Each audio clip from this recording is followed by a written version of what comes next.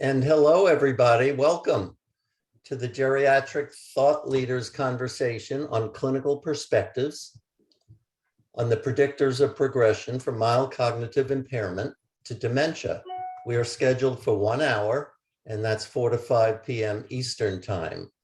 I'm sure we'll continue to let people in from the waiting room, but I will continue on and get the program underway. I'm Len Kay, and I am delighted to be your host today. I really am. I'm the director of the UMaine Center on Aging and on the faculty of the UMaine School of Social Work. Today's program, in a sense, represents a wonderful pop-up opportunity that proved possible given the coincidental alignment of stars that occurred this month, namely the availability of our cognitive health expert speakers today on short notice to join us. The University of Maine Center on Aging and the University of New England are among the co-sponsors. Those two institutions are co-leads on the statewide Aging Me G.W.A.P.A program, the Geriatrics Workforce Enhancement Program. The other co-sponsor is the Institute of Medicine at the University of Maine. I'm proud to say I can't afford to miss this opportunity to let you know that both the University of New England and the University of Maine are the only two higher education institutions in the state of Maine that are formally designated age-friendly universities. And we're members of the global network of almost 100 age-friendly universities around the globe. Today, please note that we will be recording our conversation for later viewing and that all attendees will be on mute during the session. But please enter any questions you may have for Dr. Andel and Dr. Singer in the chat, and we will do our best to address those questions during the course of the conversation. You will also probably want to change your Zoom view option, which is up in the upper right-hand corner of your screen, from gallery to speaker, so that the speakers today will be showcased for you. And now I want to introduce today's thought leaders. First, I'm delighted that Ross Andel is joining us. Dr. Andel is professor and director in the School of Aging Studies. He's also director of the Ph.D. program there at the University of South Florida. His primary research interest is in the investigation of modifiable risk factors for cognitive impairment, and that includes Alzheimer's disease and other types of dementia.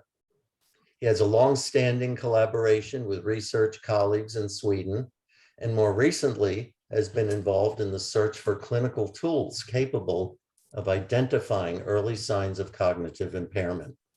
This includes collaboration with colleagues from the Czech Brain Aging Study. Our second expert is Cliff Singer. Cliff is chief of the Center for Geriatric Cognitive and Mental Health and director of the Mood and Memory Clinic.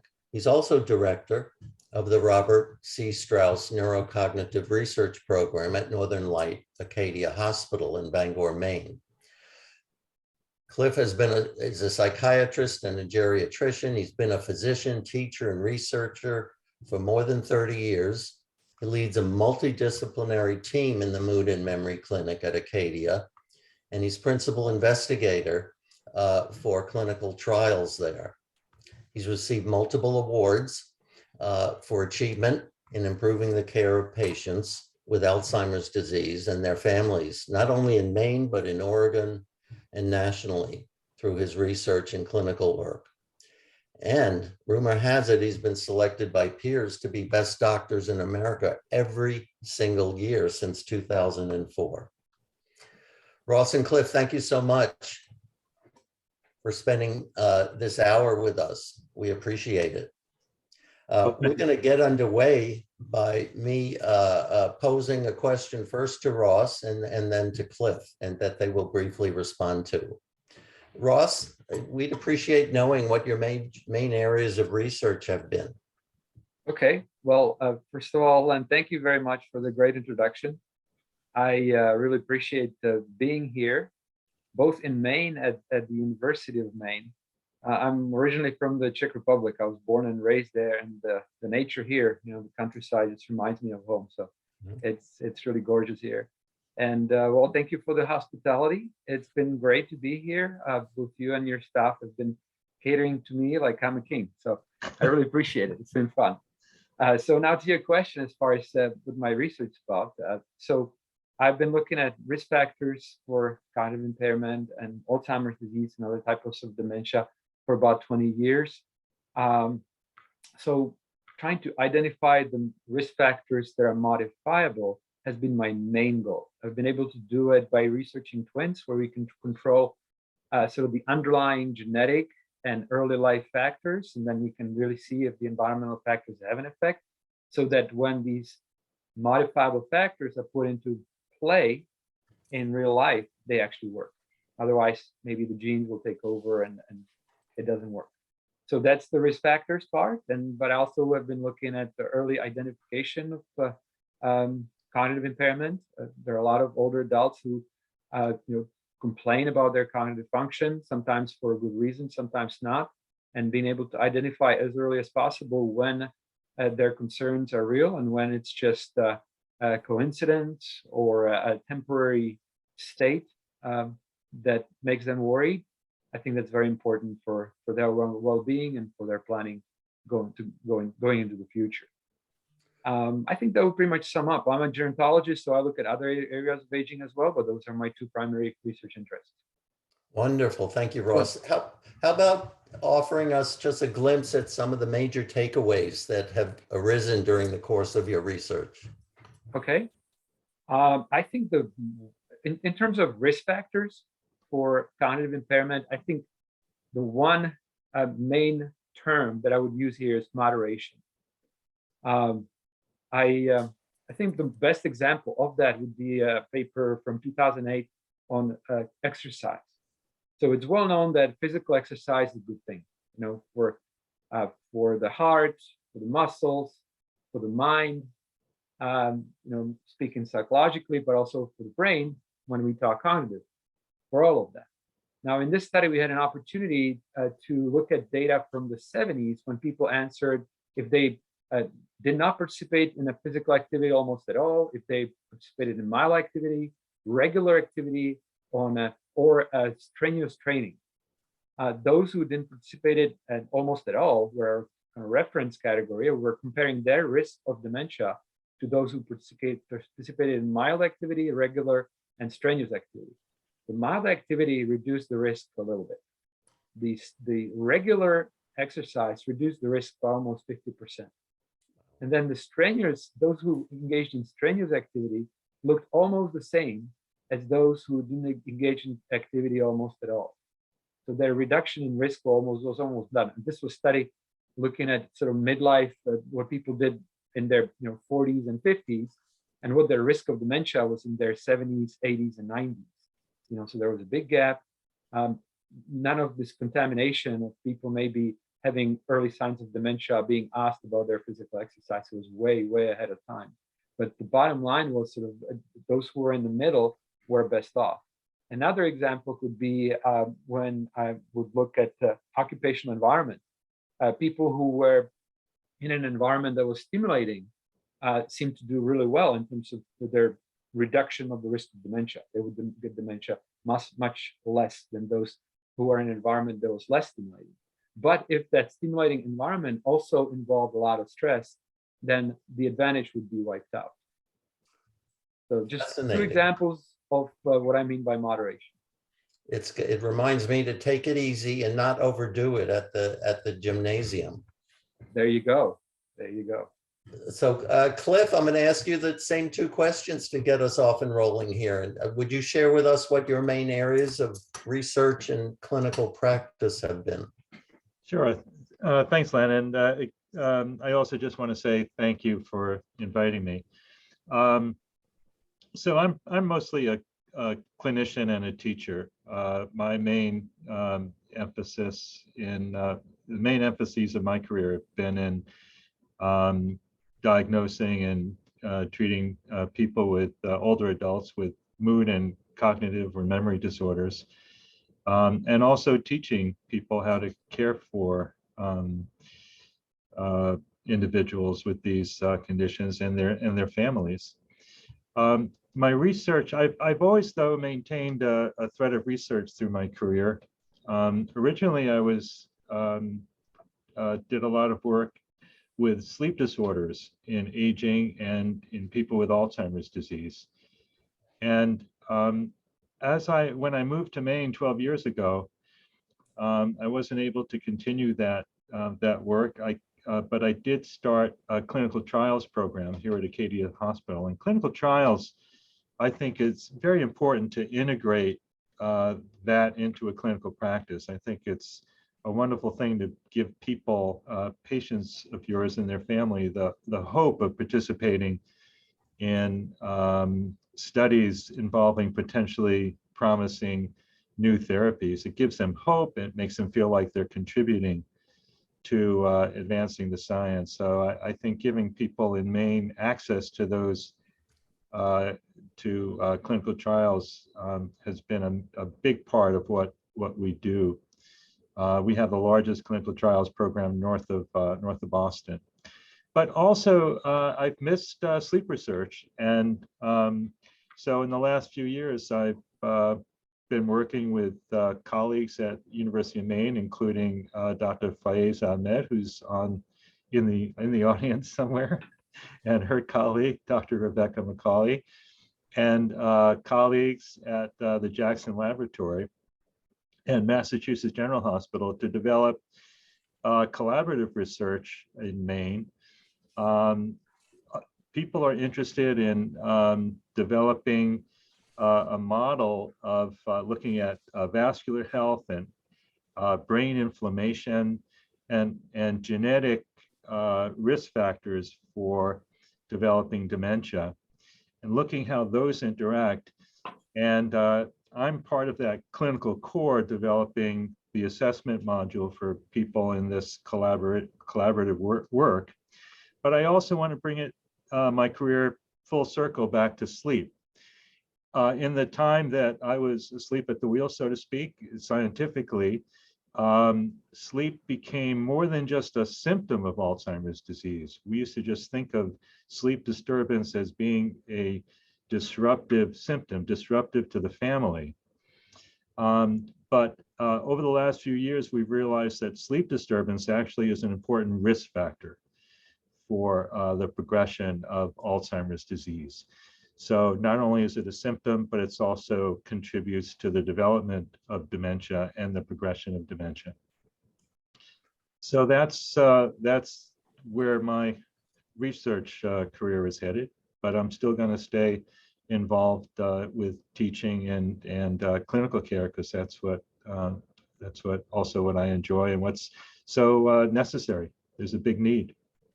You betcha, especially in a state like Maine, which in which there's a scarcity of Cliff Singers and other geriatric psychiatrists. So Ross, I'm going to let you continue down this path that Cliff began walking on, and to share with us some of the other specific factors that you see that serve to predict the risk of dementia among older adults who may also be experiencing signs of mild cognitive impairment. Okay, yeah, absolutely. I'm really glad Cliff mentioned sleep. It really is an important factor. You know, it often goes undiagnosed and sort of unnoticed. People take it as something that comes with age. You know, sure, I'm not sleeping well, but I'm old, so that's the way it is. And they ignore it. So it's certainly a very important factor. To me, I think one that just kind of really plays a huge role in life overall is, again, coming back to that physical activity.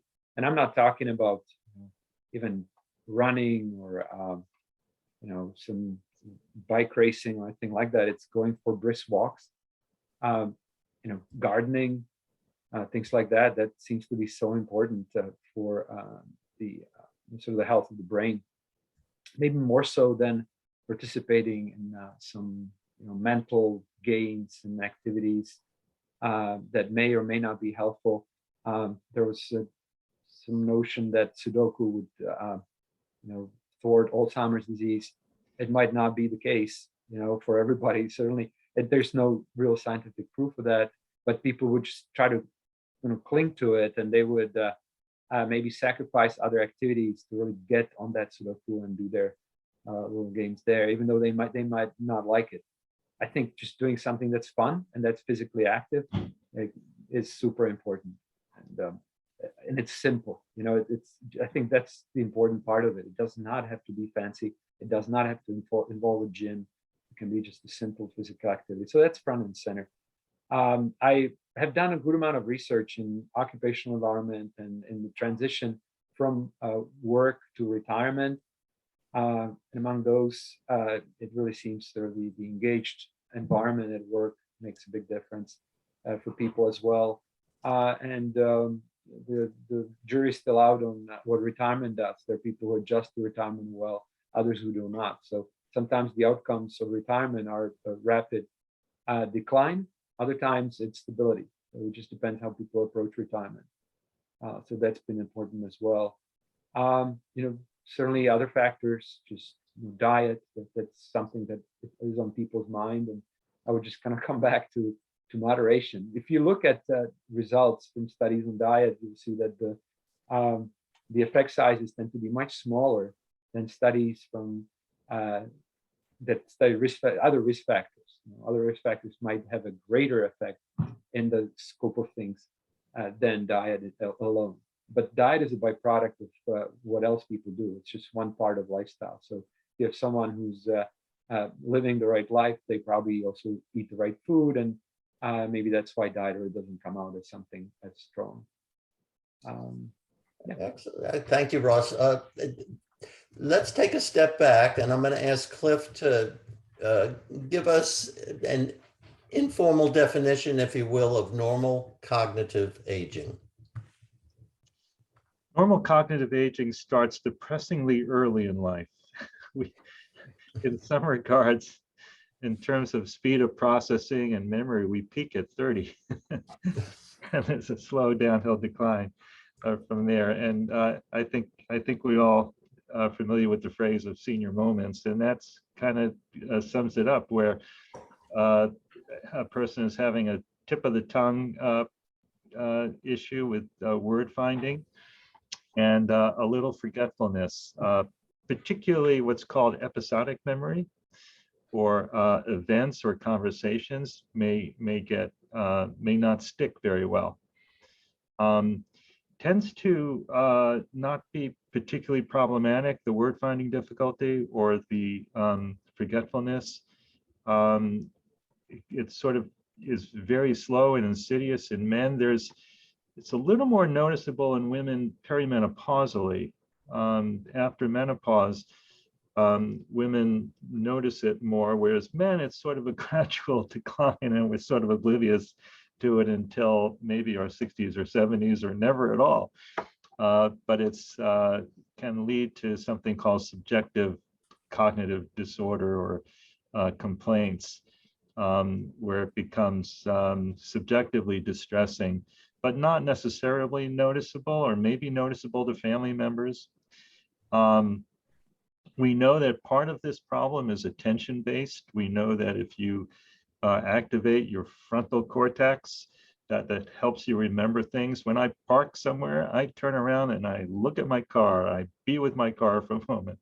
That mindfulness is critical to remembering. We have to, as you age, you need to sort of turbocharge a memory by really focusing when someone's telling you their name, or you're having a conversation with somebody, you need to remember something. You really have to focus and pay close attention, and that will improve your ability to remember, but still not like it was when you're younger. So this is a global age-related change that most of us can expect. A lot of variability in that, though. Some people are still really good rememberers as they age. Some people have really good processing speed and word finding ability. There's a lot of variability there, but in general, we're not as good as we were at those things when we were younger, but it doesn't affect our day-to-day living skills, nor does it affect our knowledge and wisdom. That's the bright side, is that we continue to gain knowledge and hopefully wisdom throughout life. Thanks for that, Cliff. Ross, I'd like your take on whether mild cognitive impairment is a predictor of early dementia. You know, it certainly increases the risk of early dementia, particularly the most common type, which is the mystic mild cognitive impairment. That's the one that where memory is affected. When people start complaining about memory trouble, and Cliff mentioned episodic memory. You know, what did you have for breakfast this morning? Well, I don't know. You know, those types of problems. So that one, it does increase the risk.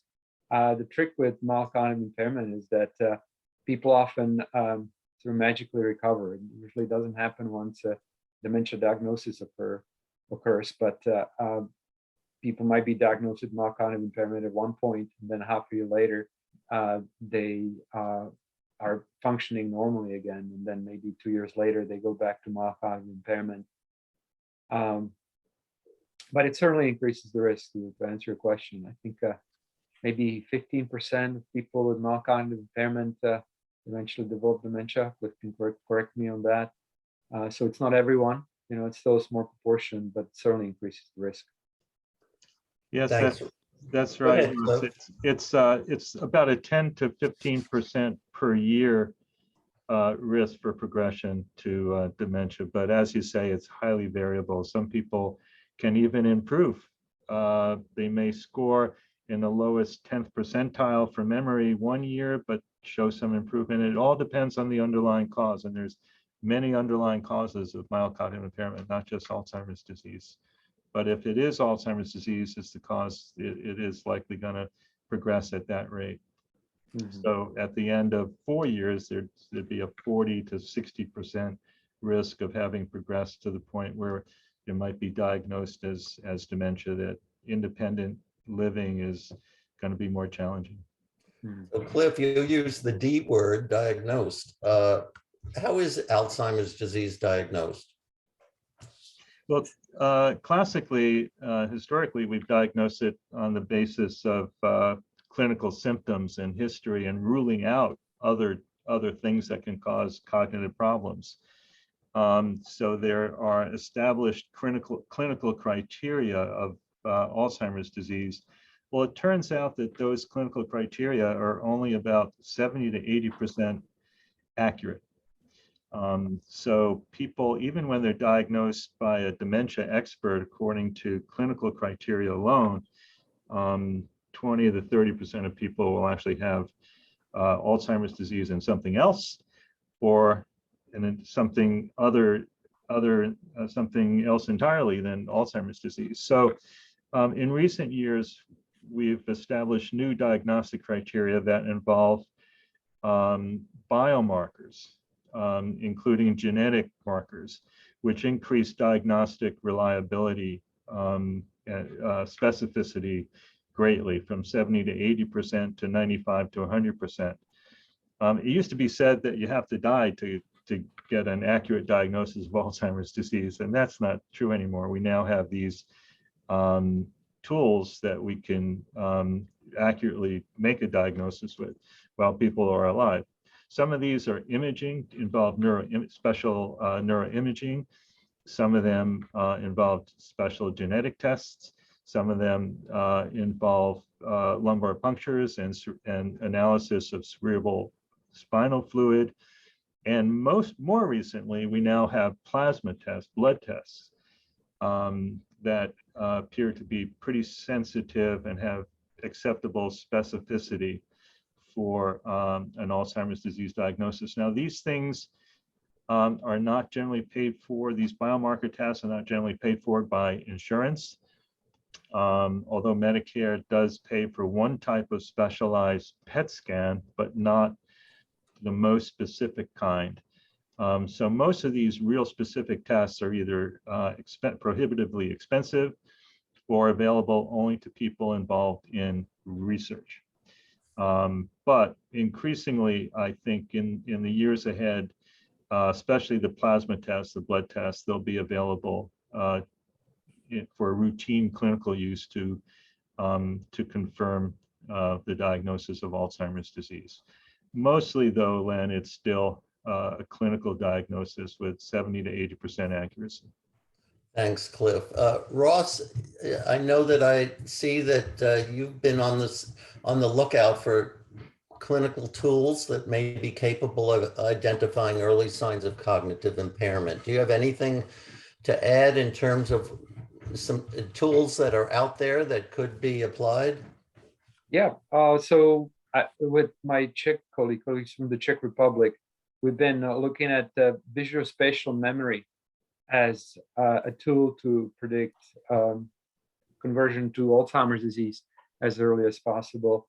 There's certainly some validity to it. You see that people who have problems typical of Alzheimer's disease have a tendency to lose their way, even in familiar environments. It could be as simple as going to a grocery store and not remembering the way back.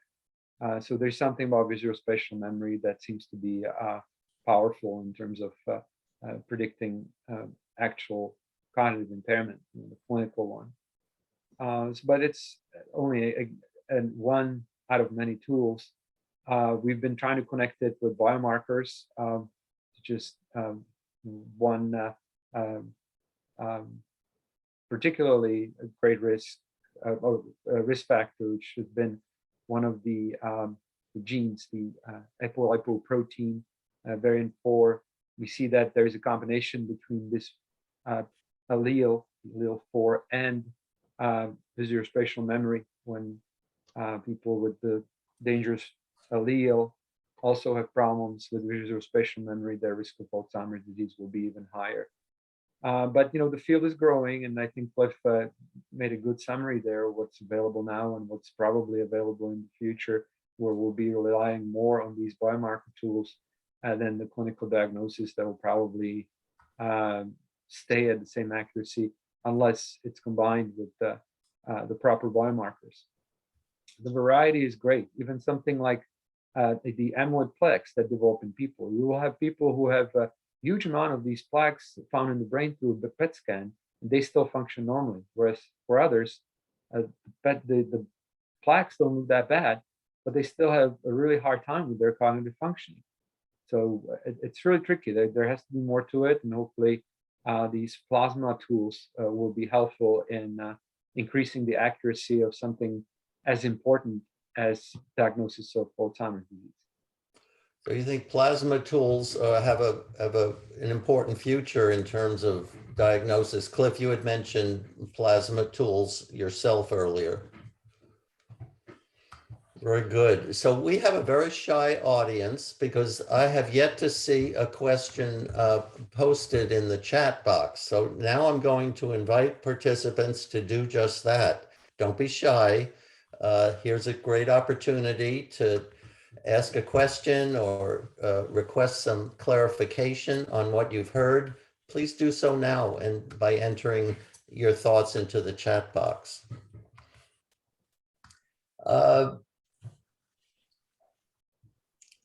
Talk to me, who would like to just speak more to the fact that once diagnosed with Alzheimer's disease, what can be done?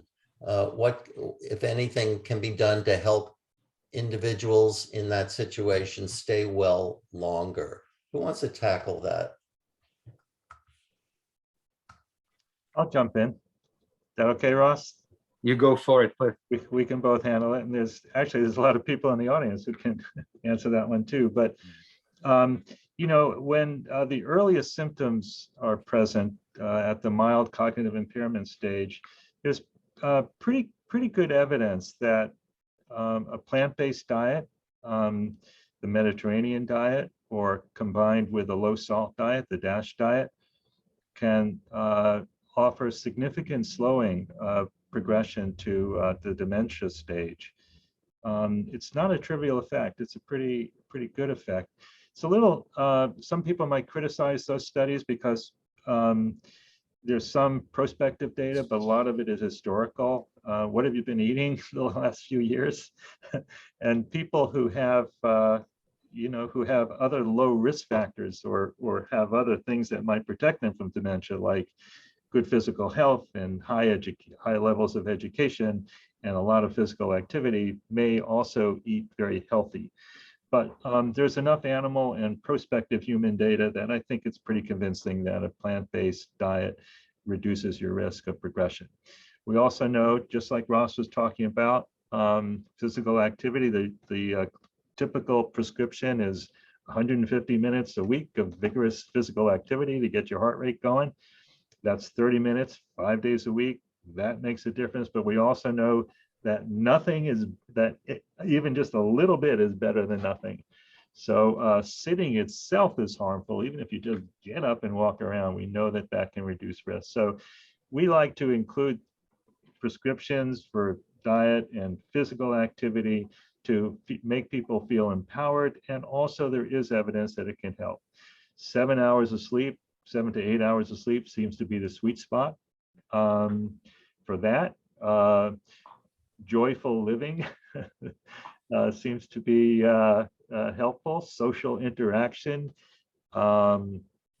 maintaining good hearing, and maintaining good vision. Recent data suggests that even maintaining healthy vision provides brain stimulation that might be protective. So there's a lot of things that people can do themselves to maintain better cognitive health, even after a diagnosis.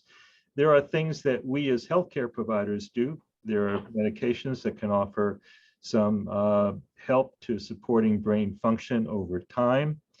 We can talk more about those. Some of you may be aware of the controversy surrounding the most recently approved medication last summer, aducanumab or Aduhelm. That's a whole nother bag of worms. We don't use that drug. Most people don't use that drug, but it is a big topic unto itself. Cliff, do you mind if I jump in? Please Maybe before we get into the medications, if I can come back to the diet part, if that's okay. Yeah. So from just to build off of it, I think one issue that people have is reduced tolerance to glucose. Sort of the pre-diabetes and diabetes itself. Those are really important risk factors. So maybe that plant-based diet will reduce the risk of diabetes, which in turn will then reduce the risk of cognitive impairment later. So really controlling the sugars seems to be really important. Just plain and simple. Good point, Ross. We're actually doing a study with semaglutide, which is a diabetes medication. So its mechanism could be helpful not only because of sugar, but reducing brain inflammation too. So that's a very interesting, promising. There's that term that Alzheimer's disease might be type 3 diabetes, where the nerve cells just cannot really process or use sugar as fuel anymore. So they're basically starving themselves to death because they're just unable to use sugar because of the overuse of sugar in people's diet. So that's. I don't want to leave this topic without doing justice to all the other things that we as healthcare providers can do to support the families and the caregivers,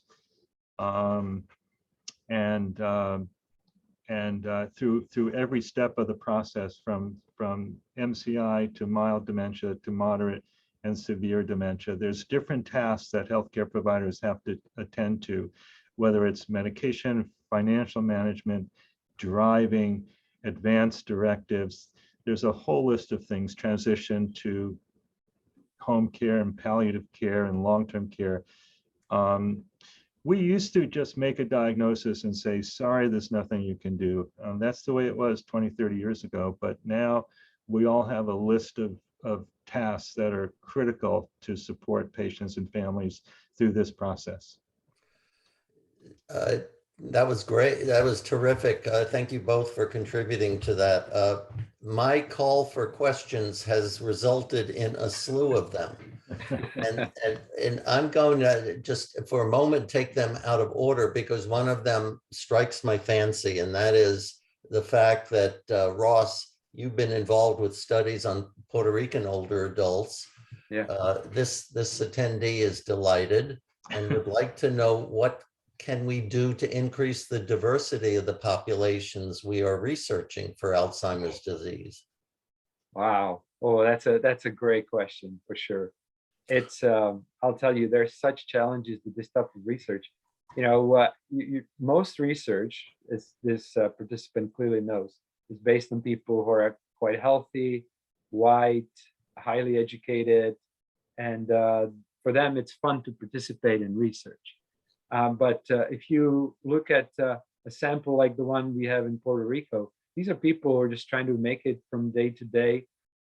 They have other problems than to do some volunteering on the side. So it becomes really difficult for them. It's difficult for the researchers to make sure that they have complete data and then they can actually stay in touch with these people because they do move around a little bit more. And sometimes they don't leave contact. Fortunately, Puerto Rico is not a big place and it's an island. So with enough effort, they can be tracked down. But we have a great team on the ground in Puerto Rico. They're locals and they really know how to stay in touch with these people. And it's been a huge benefit to us that we've been able to collect data on these participants all the way into their 80s and 90s and maybe through their death. But it's a challenge. It's really a challenge. It takes much more effort. There has to be a little bit more sort of effort put into the analyses because there'll be missing data, there'll be outliers that seemingly make no sense. So one needs to pay attention to it. So it's bottom line, it's the willingness of researchers to go the extra steps to recruit minority populations. You're exactly right. Thank you. In this day and age, it seems to me that's incumbent on all of us, regardless of the research we're performing. Cliff, Cliff, I'm still thinking about how to live a joyful life. I have to tell you that's going to be a challenge. But regardless, Cliff, we have someone wanting to know whether that increased risk of advancing to dementia from 10 to 15% a year to up to 40 to 60% after 4 years suggests that there is a cumulative risk that increases over time. Well, especially in Alzheimer's disease and the other conditions which are neurodegenerative and produce and progressively more severe changes in the brain over time, the risk of progressing from subjective cognitive complaints to mild cognitive impairment with measurable memory problems or cognitive issues to dementia, where you now have not just measurable cognitive problems, but difficulty with daily tasks, that going down that trajectory, your risk of progressing down that slope increases with time because there's a progressive degenerative process. And changing the slope of that curve, of that downward trajectory, is the holy grail of Alzheimer's research. Even if we can slow that progression from MCI to dementia by 5 years, we can prevent 50% of cases of dementia, it has been calculated, because of people's risk for dying or succumbing to other diseases. So making small changes in that trajectory can have big public health impact. And that's what our work is all about, Ross's and mine and most researchers in this field.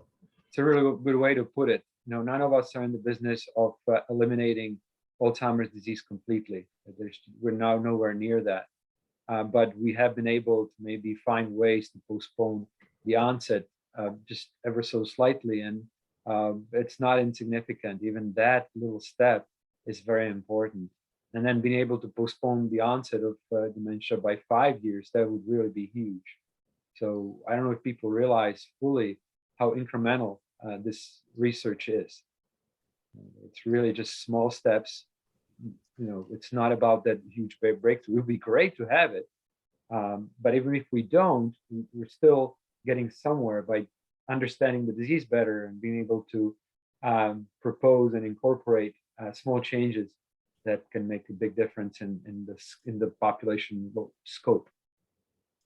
So I think I have the answer to this question that was posed, but the question is, and it's very apropos of 2.5 years of living in a pandemic. How quickly does isolation and loneliness start to affect and accelerate cognitive decline? Who wants to take that on? Oh boy, it's I really don't have a clear answer. It depends on how people take it, and I know that a huge proportion of people who were isolated during the time had a hard time with it. And it could be, this is not just about older adults in whom the risk of dementia is apparent, but it's also about the mental health of some young adults that was just as affected. We're just not looking at the same outcomes. We're not necessarily looking at dementia, we're looking at mental health in general. So isolation certainly doesn't seem like a good way to live for any human being. We're not designed to do that. Cliff, Go ahead, is it Cliff. going to Yeah. Cliff, is it going to escalate the pace of diagnosis? Well, if it's stressful and if someone has a difficulty adapting to it, then certainly. But again, I'm not aware of specific research that would give numbers on it, just intuitively. Cliff, go ahead and jump in. I mean, it's a clinical issue for sure. I was just going to say, yeah, we know that social engagement is an important protective factor. We know that social isolation, independent of loneliness, interestingly, social isolation itself is an important risk factor and increases your risk something like 20 or 30%. But these are associations, and I don't think we have the data to say, well, this risk or the damage occurs over this period of time. It's cumulative, and there's a lot of factors associated with social isolation and loneliness that may be independent risk factors as well, like depression, for example, or substance use, for example, or sensory deprivation, or hearing impairment, vision impairment, or mobility problems. There's any number of other covariables that affect your dementia risk. So these studies are complicated, and but we know there's a strong association, but we don't know the exact factors that cause the problem. But we are social animals. Social isolation for most of us is very stressful, and stress is not good for the brain or the heart. Yeah, I really like your take on this, Cliff, in that really there's no way to set up a randomized control trial to put people in isolation and really find out how isolation works. What we have is what we call observational studies. So we ask people, what have you been doing? What's your social network like, and so on. And then we can make assumptions that our questions tap directly into risk of dementia. We try to adjust it statistically by controlling for other possible variables that might interfere, but we're still sort of guessing with this observational / correlational design. We can't design anything better though. That's just the way it is. So there are statistical tools, but not real sort of hard science tools to really dig at that question. So we have a question. We have some attendee inquiring as to whether there are skin tests for Lewy body dementia and Parkinson's. There is a nerve biopsy that's available. I don't think it's skin. I think it's actually a nerve biopsy. I just heard about that this week from a colleague, and it blew my mind. I don't know much about it, but I know there is a relatively easy to do, simple biopsy of a peripheral nerve, I believe. I don't think it's skin that can detect alpha-synuclein protein deposition, which is associated with Parkinson's disease or Lewy body disease. Thanks, Cliff. Yeah. So more to come on that. Individuals will have to do their own investigation into more details, I guess. A couple of questions revolve around the blood tests that both of you mentioned can be performed. Are they routinely available? And how does that detect Alzheimer's? There are some companies I see that are promoting their assays for this, but they're very expensive. They're at least several $100s, as much as $1,000. Most of these are not FDA approved yet for general clinical use. Assays vary in their sensitivity and specificity. We've been working with Mass General Hospital using their assay, but only in a research capacity. So they are available for clinical use, but they're very expensive. They're not FDA approved yet. They're not standardized, but we're very, very close, I think, to having high quality blood tests available with pretty good sensitivity and specificity, but we're not quite there yet. And Medicare and insurance companies that aren't paying for these tests yet. Ross, can you speak at all to the strength of the connection between ADHD and dementia? Oh, okay. Well, just to piggyback on, if I may, on the blood tests, they're also being used in research more and more. The Alzheimer's Disease Neuroimaging Initiative actually has a good blood bank, and they also use obviously imaging, PET scans, and so on that are available quite widely to come up with a better sort of perspective on risk factors for Alzheimer's disease. But back to your question here on ADHD and dementia, it's not part of my research. I really cannot speak to the specific research on ADHD and dementia, to be honest with you. You have something there, Cliff? Go ahead. I do, not very definitive. All right, go for it, though. As a person with ADD, I have looked this up. Yeah, so you can imagine that as you age, your attention, as I said, becomes more dependent on attention function. And if you have a problem with focus and sustained attention and a problem with multitasking, you're going to become increasingly more forgetful as you get older. It doesn't mean you're developing Alzheimer's disease, but the usual compensatory mechanisms for that help you deal with cognitive aging are not as robust in people with ADD, so they can be more scattered and forgetful as they get older. It doesn't necessarily mean that they're going to develop actual dementia at an earlier age, but they may show some of the symptoms at an earlier age. And that's so important to why teaching people mindfulness exercises to activate the frontal cortex, to be more mindful and aware and in the moment, can really help them function better deal and compensate for normal cognitive aging. There's a common concept in Alzheimer's research referred to as cognitive reserve. So you could argue that having attention problems could be a sign that there's just not as much cognitive reserve in that individual than in others. And so cognitive reserve is the space we have between where we are currently and the actual clinical threshold for Alzheimer's disease. So once we deplete our cognitive reserve, that's when cognitive problems start to actually occur. So you might have neurodegeneration going on for a long time. You might have other issues. So let's say that you don't really like plants, so you don't have a plant-based diet, or you don't exercise. It's not like you immediately develop Alzheimer's disease. You're just using up your cognitive reserve to the point where eventually you cannot compensate. There's no more resources to compensate for the changes that are occurring in the background in your brain, and all of a sudden the dementia diagnosis kind of appears. So ADHD might be just part of it.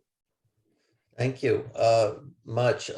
Time check, we have about 9 minutes remaining. And I invite all attendees to check some of the good resources and links that are being provided in the chat box. We have an intriguing question here, gentlemen.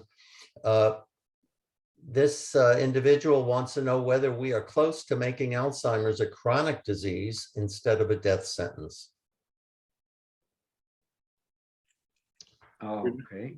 We're not as close as we would like it to be. We were hoping, 10 years ago, when the amyloid cascade hypothesis was at its peak, we thought that if you could slow amyloid deposition or clear it from the brain, it could make Alzheimer's disease a chronic condition. People would take a medication like a statin to control cholesterol. You would take an oral medication to control amyloid deposition. Unfortunately, it's not so simple. Amyloid interventions have universally been disappointing in clinical trials. It's a much more complicated disease, and it's going to require a much more sophisticated approach.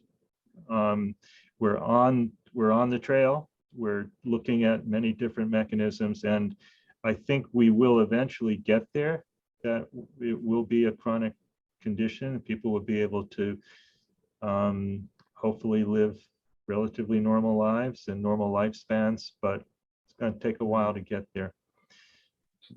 There are two lines that are happening kind of at the same time. One is work to postpone the onset in the first place, and the other one is to slow the progression of the disease after the onset. Both have made great strides forward, but both still have ways to go to some type of fruition. It could be argued that maybe the risk factor research has gone maybe a little further because of the problems with the amyloid hypothesis that have millions and probably billions of dollars have gone into it, and the outcomes are disappointing, to say the least.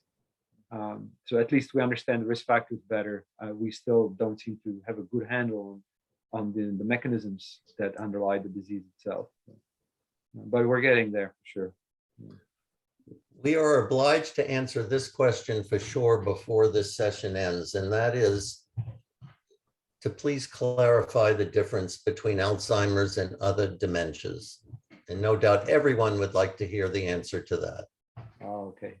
But if you want to take that one. You go first. You go. Okay. All right. Yeah, you go. That sounds good. Okay. So Alzheimer's disease covers about 70% of all types of dementia. So in a way, Alzheimer's disease is the most common type of dementia. Dementia is a group of syndromes that involve neurodegeneration. At least the primary dementias do. So if it's true dementia, there's degeneration of brain cells, neurons in the background that's basically unstoppable. It can be slowed, hopefully.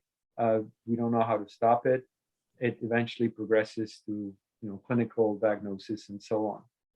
So again, the most common one is Alzheimer's disease. It seems to affect the temporal lobe first, particularly the area called the hippocampus.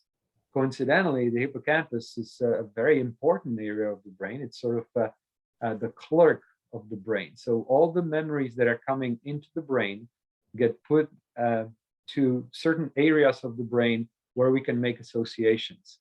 And the hippocampus is responsible for storing the memories in places where we can find them.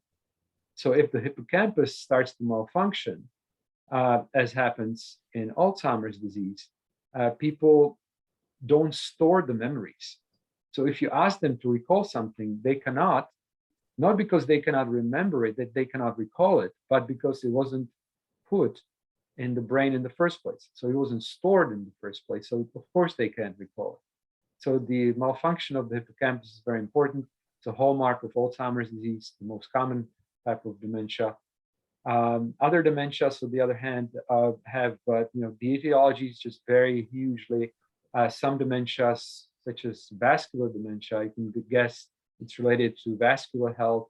The progression is much less steady and much less predictable than it is in Alzheimer's disease. But it's also a relatively common type of dementia. There are others that involve different extrapyramidal changes. So they're not necessarily cognitive changes, but they're changes to how the body works overall, to the motor function. People become stiffer and have a harder time controlling their limbs. The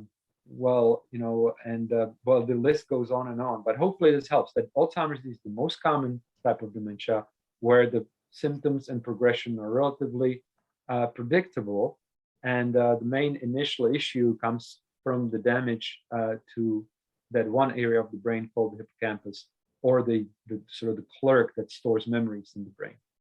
Cliff, how did Ross do? He did great. He did great. He made the strong points. I would like to add that it's pretty important, I think, to make as accurate a diagnosis as possible of what's causing dementia. Sometimes it's more than one thing. The younger you are, though, the more likely it is going to be one primary condition. The older you are, the more likely it will be multiple things contributing to the dementia. But I think in all cases, it's important to get as accurate a diagnosis as one can, because it not only can influence the type of treatment that will be helpful, but also the prognosis and also the genetic heritage, what risk there is to other family members. It's important to know what your parents and your grandparents had that might have affected their brains.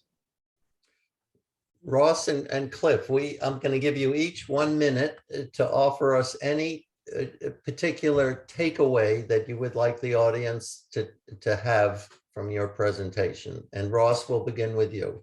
Okay. Well, I'm going to echo Cliff's idea of joyful living. I really like that. I need to look into it and start living it. That sounds really good. It's a state of mind, though. I'm sure it's a state of mind. So basically enjoying every day, understanding that every day is a blessing in a way. That's super important. There are certain challenges to living a long life. Risk of dementia is one of them. Dementia is the most age-related problem. So the longer one lives, the greater the chances are. And that's another reason to live life to its fullest. Thank you, Ross. Very insightful and a good bit of wisdom there. Clifford, what should we take away from what you had to say? We should take away that I should have been monitoring my chat box better, because there's a couple of messages to me in there. There are. Any other takeaways? Yes, my email. If I didn't answer your question, email me, csinger@northernlight.org. Okay, I apologize to people who I didn't notice they were chatting with me. No, I think this was great. I think that these were great questions. I think it was a good discussion. I think we left it all on the table. There's always more to say, but if you can if you have other questions, send them to Len or send them to me. You bet. I'm happy to be part of that as well. You can share my email, randel@usf.edu. And I'm sure there's a way to write it out somewhere where people can find it. Thank you for joining us in Maine, Ross. This was a real treat. For me as well, believe me. Yeah, it's been great. It was a real treat, and I want to thank both of you for spending the past hour with us at today's session, sharing your expertise and experience on a topic that is on everyone's mind, no pun intended, namely cognitive health. It has been instructive, it's been enlightening. And attendees, thank you for joining us. I hope to see many of you at the 17th Annual University of Maine Clinical Geriatrics Colloquium on Tuesday, November 15th via Zoom. The program and registration information will be distributed very soon. Thank you all. Stay safe and well.